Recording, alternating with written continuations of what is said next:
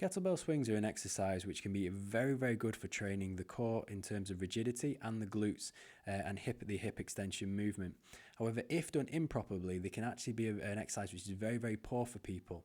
So if somebody struggles with excessive lumbar extension, so spinal, so in terms of anterior pelvic tilt, this is an exercise that you probably wouldn't want to be doing because you're going to be putting a lot of force through those vertebrae which they don't have control over. Now, the main thing with this one isn't to think of it as a glute exercise, but rather your ability to modulate pressure through breathing strategies in order to create as much force production as you can. So really, the goal here should be able to launch that kettlebell. So if you're going to throw it over your head or throw it forward, you're creating as much force as you possibly can through your internal pressure rather than actually seeing it as a contraction through the glute. So in this video, I've used a very light kettlebell. This is about 12 kilos. However, if doing this properly, you should be able to do reps with quite a heavy weight. But this actually is highlighting why this is actually more of an advanced exercise for people who have very, very good core control rather than something that somebody can do as a way of expenditure. So you really have to respect this movement. Now, first of all, you can see I've got pursed lips before I've done anything here.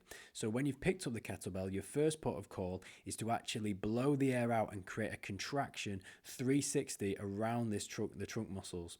What this does is if I just show you this slight kind of change here from here to here, is that this takes me from a slightly extended back position to a hips tucked position, locking in that spine into a perceived neutral. So I don't know if I'm neutral because I can't see it, I don't have an x-ray. However, this is expanding this area in the lower back and aligning the spine so we have more power and control and bite through the glutes.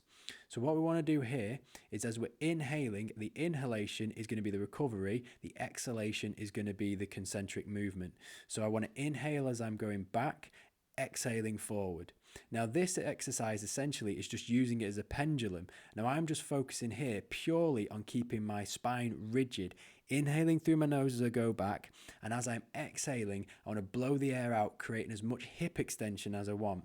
Now the hip extension movement isn't a muscle on its own. It's not just contract the glutes. I'm driving my hips forward whilst maintaining a neutral spine. So essentially this is my ability to keep the spine in the same place whilst breathing out and creating force. So think of it as force production, not just a muscle contraction.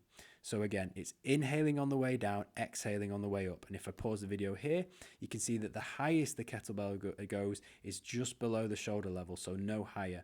As soon as I take this into a position where I could get full flexion, so flexion past 90 degrees, then I'm either using a weight which is too low or I'm turning it into an exercise where the shoulders are going to come into play.